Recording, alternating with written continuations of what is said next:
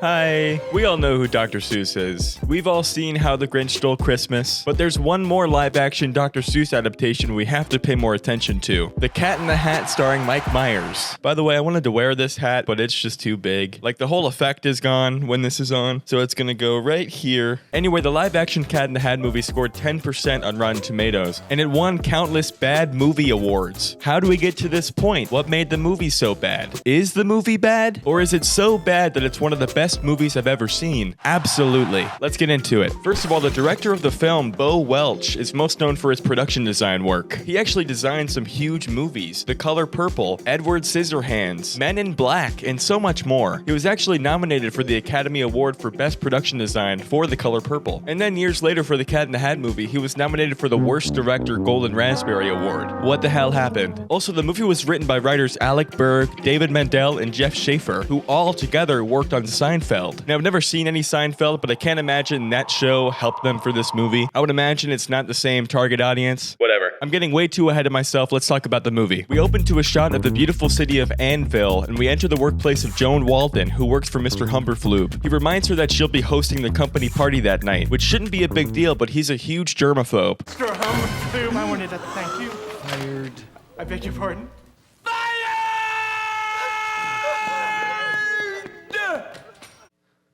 Alright, so after that we enter the home of the Waldens. We catch Conrad troublemaking while his sister Sally judges from afar. And I know what you're thinking. Yes, that is Spencer Breslin from Disney's The Kid and the Santa Claus 2. And yes, that is Dakota Fanning from Man on Fire, Twilight, and Coraline. These kids have careers ahead of them, and I'm sure this movie did not help them get there. Joan gets home just in time to see Conrad wipe out and let the dog out. Nice going, dude. Sally's worried sick about her dog until Alec Baldwin from SNL, 30 Rock, and other non-controversial works. What are you doing here? So Alec Baldwin plays Larry, the next-door neighbor dating Joan. Sally loves him, Conrad hates him, Joan loves him, and I don't have an opinion on the matter. So Alec Baldwin presents himself as a successful businessman with his shit put together. He's young, he's hot, he's not in any legal trouble. Also, just for ease of understanding, I'm gonna be referring to him as Alec Baldwin through this whole video. It's just easier for us all that way, I think. Anyway, Joan gets a call from Mr. Humberfloob saying she's needed back at work. So Joan calls their babysitter, Mrs. Kwan, to come watch over the kids, and she lays some ground rules for them while she's gone. Conrad, no playing ball in the house, no fighting, no answering the phone, city morgue. Mommy, can't I have some rules? No chewing tobacco. You have my word. Mrs. Kwan arrives, Joan and Larry leave, and the kids and Miss Kwan all watch TV together until Miss Kwan falls asleep immediately. After that, the kids are bored out of their minds. Is this ringing a bell? This is what the book's about. After a few minutes, the kids hear a bump in the upstairs closet, so they go to check it out. You should have seen the look on your face. It was like you saw a monster. A monster? Where? Oh my god. Why does he look like that? Yeah, Mike Myers as a cat shows up out of nowhere. Fun fact, Tim Allen was supposed to play the cat in this movie, but there were conflicts with the Santa Claus 2. Soon after, once Mike Myers was brought on, Myers himself and 3 other established writers did their own rewrites of the script. And that's probably how it got to this crazy point. You'll see what I mean. Also, apparently on set, Mike Myers was a total diva. He had a PA working whenever he did, whose sole job was to hold the Tupperware of chocolates and hand him one whenever he wanted. That's the dream. Why would he need that, though? Were they being paid for that role? Mike, come on. Anyway, the cat scares the kids all around the house, and they finally calmly speak to one another. Where did you come from? My place. What do you think? That's all fine and dandy, but really, why does he look like that? The cat costume was made of Angora wool and human hair, and it was fit with a cooling system for Mike. That is crazy. So anyway, the cat, non-creepily at all, sets out to teach the kids how to have fun. So he leads them downstairs to explore the place. That's my mom. Awkward. Yeah. How did they get away with that? This video can't be clip after clip of the movie, I know, but this line Cat says when he hangs Miss Kwan in the closet is too good not to include. You pay this woman to sit on babies? That's disgusting. I'd do it for nothing. That's so good. Also, around this time, the fish starts talking. Why? We can't be sure. And then nothing. The fish is talking. Well, sure he can talk, but is he saying anything? No, not really. No. Hey! The fish is actually like a voice of reason throughout the movie. He's always asking the real questions to make sure things aren't flying too far off the rails. Fun fact, the fish is voiced by Sean Hayes, who also plays Mr. Humberfloob. Also, if you're cultured, he's one of the 3 hosts of the podcast Smartless, along with 2 of the Arrested Development guys. Very good podcast, I recommend. Anyway, back to the movie. We immediately enter a musical number, which, I cannot lie to you, absolutely eats. This cat is currently in violation of 17 of your mother's rules. City morgue! 18! Come on, that's hilarious. Once the number's over, the cat gets the kids to sign legal papers to make sure everyone's covered. Surely it won't come up again, but now they can start their day. The first thing the cat does is adjust the couch's springs. All right, this little costume change speaks volumes to this movie's sense of humor, as well as Mike Myers' performance overall. Let's take a look under the hood. Anyway, he convinces the kids to jump on the couch with him to have some fun. We're all laughing and having fun until, Alec Baldwin, what are you doing here? I hope he doesn't see the, oh my god, where did the cat go? He walks in and judges the kids for jumping on the couch. Sally plays nice, but Nobody likes a suck up.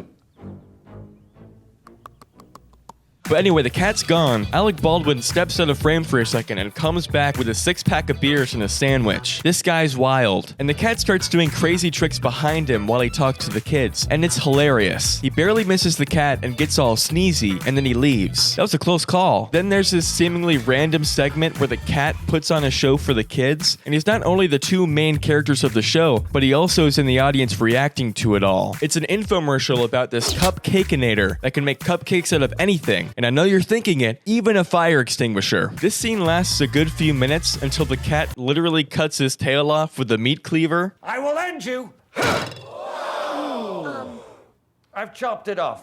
Well, that's interesting because... Son of a bitch!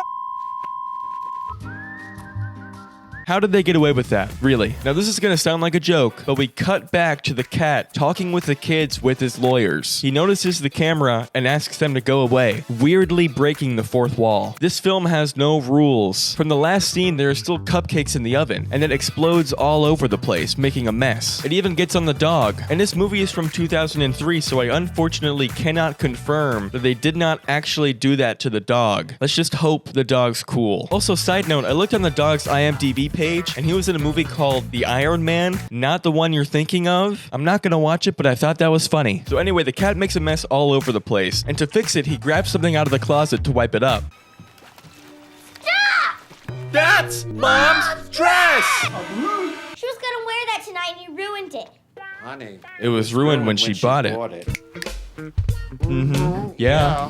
Me and my friends quote that all the time. That's so funny. Now we have 2 real problems. Not only is the kitchen a mess, but Mom's dress for tonight is ruined. So naturally, the cat brings in this big red box and, ladies and gentlemen, things 1 and 2! During this scene, the cat is talking real logistics with things 1 and 2 and the kids. But Conrad is really distracted by this box. So the cat comes along and tells Conrad he cannot mess with it because it holds the mother of all messes. The cat notices his interest in this box, so he puts a very special lock onto it to make sure no one can get into it. Sweet, that should make sure no accidents happen with this box, right? Wrong. After things 1 and 2 make even more of a mess of the place, Conrad somehow gets the lock off the box, and it clips itself onto the dog's collar. This poor dog. I hope he was treated nice on set. I just want to pat his little head. After more mess making, things 1 and 2 start playing football with the dog. And they throw him out a window, causing multiple major conflicts in our story. Not only is the dog getting out a problem, but that lock was the only thing containing the mother of all messes from unleashing upon the house. So we've got a big issue on our hands, friends. The cat kind of nonchalantly tells the kids what's up, giving the movie its first real stakes. Literally at the halfway mark. We're halfway done with the movie. While Conrad and Sally try to stop the box from opening, they all discuss their options. There is a 3rd option. It involves... murder. That's your option? Okay, but not really. They set Mrs. Kwan on the box to stop it for now, and they start plotting how to get their dog back. This part is gross. We cut to Alec Baldwin in his house 1 door over, and he's revealed to be this gross, big-bellied slob in debt with dentures. There's nothing wrong with that. Do your thing, Alec. But he's faking his whole persona just to marry Joan. He looks outside and sees the dog has gotten out, so he calls Joan to let her know. He tells her he'll get him back in just to win some Joan points. He's so gross in this scene, I almost can't watch it. Let's move on. Fun fact, the whole neighborhood set is real. 24 houses were built for this movie, and around 1 month prior to filming, some giant props were stolen and later found vandalized in a mall parking lot. No one was ever arrested for it, which is spooky. So cut to the next scene, they see their dog in another person's yard, and the cat climbs on the kids' heads for some reason to get a closer look. Why would he do that? I don't understand. And then this happens. Dirty hoe. I'm sorry, baby. I love you. Come on, cat. I saw this at a very young age, and I almost certainly did not understand that joke. So they keep chasing the dog and end up at this birthday party. Sally recognizes the birthday girl and is upset she wasn't invited. But there's no time to think about that, Sally. The dog! Moments later, the kids start coming outside, so we all have to hide. The kids hide behind a bush, but for some reason, the cat takes the place of the piñata. I just want to stop on this frame for a moment. This is crazy. The kids at the party beat on the cat, waiting for candy to come out. And then fucking Beans from Even Stevens walks out with his crazy smile, and he does this.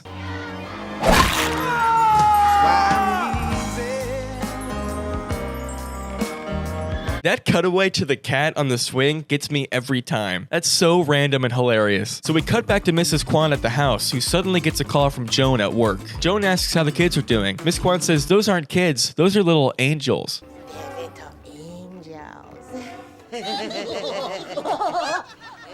That's sweet. This movie should be in the Criterion Collection. Look at Things 1 and 2. I can't believe it. They hang up the phone and Miss Kwan immediately falls back asleep. So Things 1 and 2 start puppeteering her around the house. I wonder how much of the budget went into the stunt performing right here. She's a sleeping babysitter, not even a primary character. Why are we spending money on making her do this? It's not under my jurisdiction though, I'm just some dude. But what's that there? Oh no! The mother of all messes is unleashing itself upon the house! I think the unreliability of Things 1 and 2 is hilarious. Like they're just goofing off. So we cut back to the cat and kids who are spying on the dog when none other than Alec Baldwin himself shows up and yoinks him up like it's nothing. This is an issue because if Alec Baldwin brings the dog back and then sees what the house has become, he'll easily be able to convince Joan to send Conrad to military school. I guess to get him out of the way so we can marry Joan? I don't know, it's weird. This is now a multi-stranded conflict. How fun is that? We have got to get that dog back. Conveniently, the cat just now reveals he has a car. That's just the dust cover. That's funny. Come on. So they chase Alec Baldwin trying to get a hold of this dog. I think there's something wrong with your brakes. When's the last time you had them checked? I think the most ridiculous part of this movie is how the cat is always the direct cause of the newest conflict. Like he just ripped out their brakes. That's crazy. Hey, Rhode Island license plate. You never see those. So then they crash the car, no one is hurt, and now they're on foot. They catch Alec Baldwin when he's right outside of Joan's work. So it's now or never. We have to stop him. Excuse me, sir. I'd like you to sign my petition. Yeah, with this large, oversized pen that requires 2 hands. How much is that canine American in the window? Hey, what the? Just like that one, this movie is filled with ridiculous scenes that turn the tide in a new direction. There's one deleted scene where for some reason the cat has to hide and he turns himself into a rug. And this lady comes out, stomps a cigarette out with heels and walks all over him. I don't know the context of that at all, but that's hilarious. I wish that had made it in the final cut because that's just so outlandish. Now that the cat and kids have the dog, Alec Baldwin chases them, leading them to take a shortcut through some underground party. Do these happen? And for some reason, everyone here has a hat just like Cat's. Like it's a full-on hat rave. Also, Paris Hilton has a cameo in this scene for some reason. That's so random. So after a lot of commotion with Alec Baldwin gaining on them, they finally lose him and leave the party, and things seem okay. Conrad puts the special lock in his pocket, and it's time to head home. But oh no, guys, the cat's hat was mixed up with someone else's at the party, and his hat holds all his powers. Without his hat, he's just your garden variety 6-foot-tall talking cat. This is really bad news. Alec Baldwin yoinks Joan from work and starts driving her home to prove to her that her kids are out causing a ruckus. When all hope seems lost, Conrad somehow figures out that Things 1 and 2 do the exact opposite of what they're asked. So he yells out into the air in front of him, "Do not help us get home right now!" And here they are with Alec Baldwin's car. How'd you get so smart? Meanwhile, at the house, the mother of all messes is wreaking havoc. The CGI here, I want to point out, is pretty fun. I like the purple bubbles and whatever's happening to Mrs. Kwan right here. It's solid. Conrad tells Things 1 and 2 to not do anything to slow Mom down. So by design, they impersonate police officers, which is a felony, and ask for her license and registration. Mechatech license, alpha registration. This movie is one of the most quotable of the millennium. Mechatech license is iconic. Also, one of the things eats her registration. This is crazy. Alec Baldwin notices his car passed them, and Joan doesn't want any issues with the police officers. So he takes one of the police bikes and somehow beats them there. Now, if you haven't seen this movie before, I want you to brace yourself. This is a big turning point in the movie, and it hits hard every time. He leads the kids into the house, and it's spotless. The kids are confused, but Baldwin doesn't think anything of it until he starts sneezing.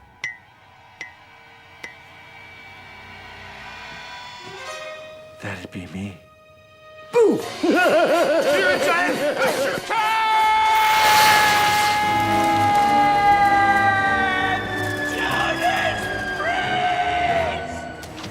Did Alec Baldwin just fucking die? Probably not, but look what the house has become. Now, the CGI here is not incredible, but I think it really does hold up for 20-year-old graphics. This is the mother of all messes we're talking about. I think it sells nicely. Let's not forget Joan is hosting the company party tonight. This is an issue. They venture through the mother of all messes to find out how to close the box. And get this, Miss Kwan is still sleeping and is used as a raft in some sort of roller coaster in the house. It's like a ride in an amusement park! You mean like at Universal Studios? Cha-ching. Whoa! You've got to admit that's hilarious. That was funny. So they finally get to the box for a high-stakes final action sequence. The kids run up and try to shut the box, but the mother of all messes is just too strong. Sally gets lifted up into the air and almost flies into the mess, but Conrad grabs her. He can't lock the box while holding on to Sally, but if he doesn't shut and lock the box, the house will be in ruins forever. And we have a party tonight. Conrad's kind of put into a trolley problem here. You save one versus many, you know. Also, where's the cat during all this? Just watching? We'll never know. Conrad tells Sally he has to let her go to close it. She agrees. He lets her go, she flies off, and he locks the box and catches her. Nice. The house morphs back to normal, is utterly destroyed on the inside, and Alec Baldwin exits out of some outdoor pipe. Back inside the house, the cat celebrates the day while the kids sit in the ruins of their home. This guy really can't read a room. Tennis, anyone?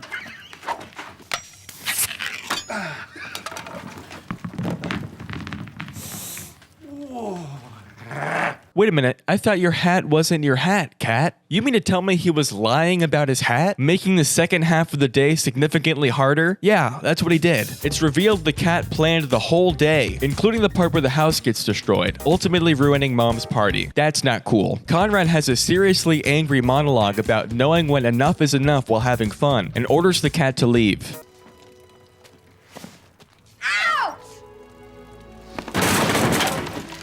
Conrad and Sally have a moment before Joan gets home, where Conrad tells Sally to let him take all the blame, but she refuses. This is the first time we see them be sweet as siblings like this, right when everything's about to fall apart. They hear the doorknob twisting and brace themselves for their mother's reaction.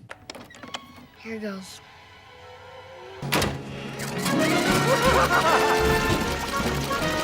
And it's the cat that comes back on some weird cleaning car. He reads the fine print of the contract he had them sign earlier that says if Conrad opens the crate, the contract is nullified. But if they learn from their mistakes along the way, the contract is reinstated. Woo! So there's this 3-minute cleaning montage where the cat and Things 1 and 2 start repairing the home, all while Smash Mouth covers Getting Better by the Beatles. Nothing but bops on this soundtrack, I'm telling you. Joan gets home right as the cat puts away Things 1 and 2, shrinks down the box and puts it into his hat. So the cat slips out the back door right as Joan enters the front one, and she's astounded by how clean the place is. The kids act natural, and Miss Kwan wakes up at the perfect time. Miss Walden, home so soon? The children were angels. This is all fun and nice, but just when you think all loose ends are tied, Alec Baldwin is still here. He's covered in the mother of all messes purple gunk, and sounds like an absolute madman. I fell off the cliff, and the giant cat!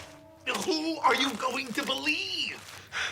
Will you marry me, Joan? Alec Baldwin overall really sells this role, I gotta hand it to him. So they shut the door and start celebrating the day. We did it, mission accomplished, mom's home and no mess. We cut to a few hours later and Joan's party is off the hook. And Mr. Humberflube is impressed with the house, which means a lot to Joan. Congratulations.